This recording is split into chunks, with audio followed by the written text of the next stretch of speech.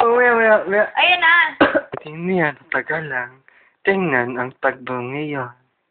Mula sa makaawang na pinto o maagos ang luha mula sa kanyang mga mata. At panay ang higdi habang naglalakad palayo at dahil halos nawala sa sarili.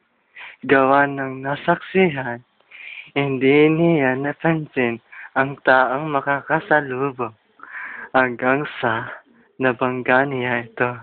Hey! Malakas na reklamo ng lalaki. Hindi ka tumitingin ba sa nilakaran mo? Anong akala mo? Pag-aari mo ba ang halway na ito? Pinahid niya ang luha sa pisngi bago ito sinagot. Alam kong hindi ko pag-aari ang hallway na ito.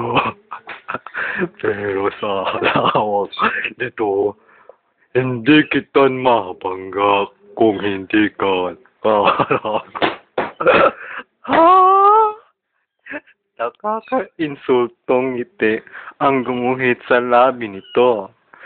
At namaywang kung ganoon, ako pala ang may kasalanan. Pare, tama na yun, Bonjing. Awat ng isang panglang lalaki. Nakasama nito. Hindi dapat na malaman ng babaeng ito na kahit ang